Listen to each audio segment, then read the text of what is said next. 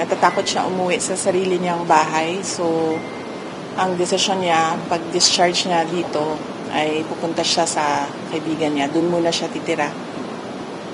And then yung isang patient, waiting siya for discharge. At ang sabi sa kanya ng private doctors niya ay lumipat siya ng hospital. So, yun yung gagawin para sa kanya. Dahil po, bakit ba po? Well, hindi niya nasabi sa akin. Ang nasabi lang niya sa akin ay yun yung gusto ng private doctors niya na lumipat siya ng another hospital. So, yun din yung gagawin niya kasi right now, yun lang din yung pinagkakatiwalaan niya, yung mga doktor. Tonight po siya lilipat? Nag-aantay siya ng kanyang discharge and clearance. Yung contemporary kay Atty. Zaraida Lopez, dapat po natatapos yung today. Ano pong balita? Na-extend po ba or hindi na nag-lapse na? Malamang siguro wala na yon kasi nag-aantay na lang yung lawyer dito sa taas ng clearance from all the offices concerned. So, likely baka considered as nag-lapse na yon. But ang gusto lang talaga ng lawyer is merong document na nagsasabi na cleared na siya. Ma'am, if we may get your reaction sa nabanggit po ni President Marcos. Ang sinabi niya, ma'am, kinonfirm niya po yung pumalit na text message na nakalagay na in the larger scheme of things, Sara is unimportant, so please do not file impeachment complaints, whether immediate or yes, stop. Hindi naman ako mag-comment sa mga remarks ni President Marcos. But sorry, may nakalimutan ako na update sa taas. Gustong ipaabot nung dalawang patients ang pagpapasalamat niya sa inyo, sa media, kasi binantayan niyo daw sila at hindi niyo sila iniwanan. And gusto din nila magpasalamat sa mga doctors and lahat ng healthcare professionals na tumulong sa kanila. And of course, sa mga lawyers din na nag-assist sa kanila all throughout the crisis. So, isa din yon sa mga message nila galing sa taas. Salamat daw sa inyong lahat. At dahil daw may clearance na, pwede na rin daw, cleared na rin daw kayo from them na umalis or iwanan sila dito. Isa sa kanila lalabas sa today? Ang isa, nakaalis na. Oo, nakaalis na yung isa. Ang isa na lang yung nag-aantay ng clearance. Possible din po lumabas today? Possible din po mag-discharge? Well, hopeful sila na merong ganon na mangyayari today. Pero I think meron ng assurance ang lawyers na mangyayari yon, ang kanyang clearance and discharge today. So, nagpapasalamat. Kaya nagpadala na rin siya ng pagpapasalamat dito sa media, sa inyong lahat, sa pagbabantay, pagtulong at pagprotekta sa kanila. I'm sorry, NBI investigation, December 11. Pupunta po kayo? I'll have to run my schedule day by day kasi nagbabago siya ngayon araw-araw dahil bigla na lang may nangyayari na mga bagay kaya hindi ko magawa yung schedule ko ng malayo pa. So, we do it day by day sa ngayon, yung schedule. So, hindi ko pa masagot kung pupunta ako sa December 11. Tsaka, ang isang consideration dyan ay sinusunod ko kung ano yung mga sinasabi ng lawyers sa ngayon. So, kung ano yung sasabihin or ano yung advice ng lawyers, yun yung gagawin ko. How about the Good Government Hearing Committee? Yes, oo. Nag-express kasi yung isa, dalawa, tatlo.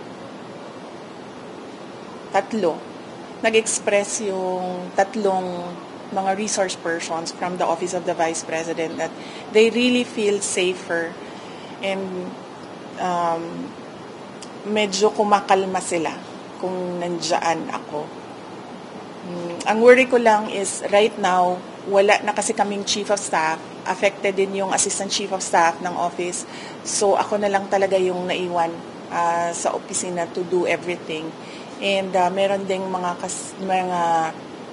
year-end activities ang office. Meron din kaming mga Thanksgiving activities. Meron kaming budget utilization review dahil merong mga budget na kapag hindi nagamit, naglalapse yan by December 31. as well as yung planning for January 1 kasi bago na yung budget by January 1. Kung nakikita nyo, December na bukas, so we have just 1 month to do all those things. So, yun lang naman yung problem ko. Yun pala hindi pa kayo ng comment regarding po sa sinabi po ni Congressman Jay Tonggun po na kung hindi lang daw po kayo maagang nag-ambisyon na mag-presidente, tahimik daw po ang lahat.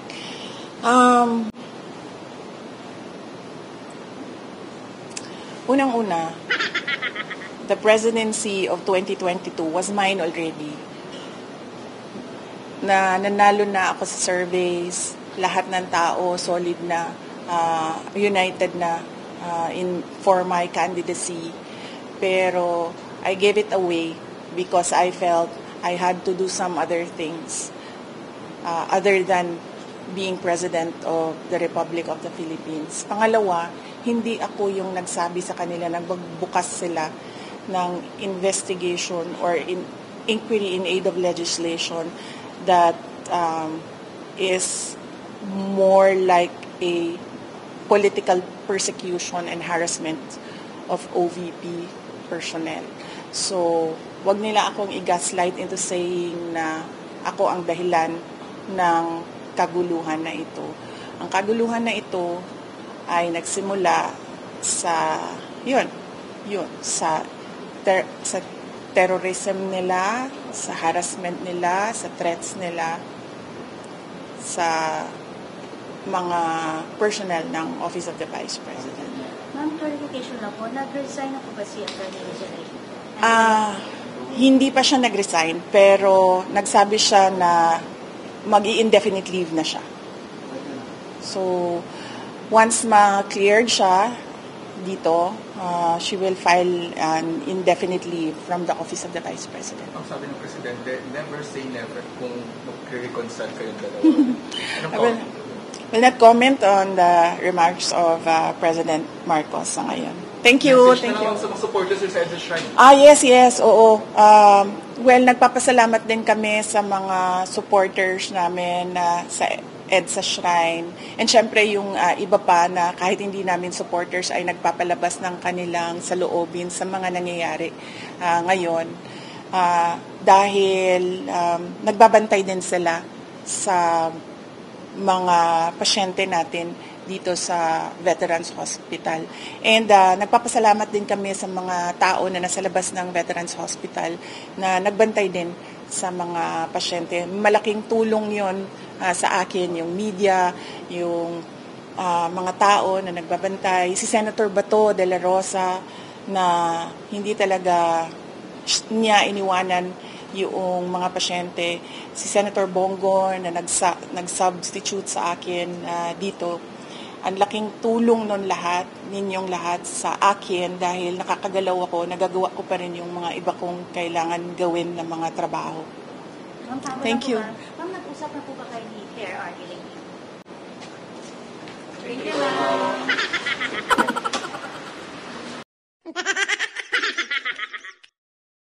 So ayun mga kababayan, so maganda pa rin yung BP Inday natin sa likod ng mga pagsubok na nangyayari ngayon. So guys, balik po tayo sa sa Liwasan kung saan nandun pa rin sila Attorney Vic Rodriguez, mga kaibigan, mga kababayan. So ayan, napakinggan po natin ang update mula po yan sa Veterans Hospital kung saan nandun si attorney, si VP Sara Duterte. So nagpapasalamat siya sa lahat ng mga media, sa lahat ng mga tao nang nagsusuporta, sa lahat ng mga may hinaing kung saan para po sa pagpasalamat nila kay pagsuporta kay VP Sara Duterte. So ayan mga kaibigan, mga kabayan, wala pa rin masasabi si Inday sa mga tanong ng ibang media. Never say never. So, hintayin natin yan. Sasagutin niya ni VP Sara Duterte. So, guys, patuloy po natin panoorin dito sa nangyayari dito ngayon sa may Liwasan kung saan ang iba din, mayroon ding mga nangyayari dito sa tawag nito sa EDSA Shrine, mga kaibigan, mga kababayan. Ayan. nandyan din yan sila. So, dalawa po yung event ngayon, tatlo po kasi Priscon, si VP Sara. At same time, mayroong event dito sa Liwasan. Then, mayroon din po dito sa Isa Shrine. So, ito, pakinggan muna natin kung anong mga nangyayari dito sa Isa Shrine, mga kababayan. So, tuloy.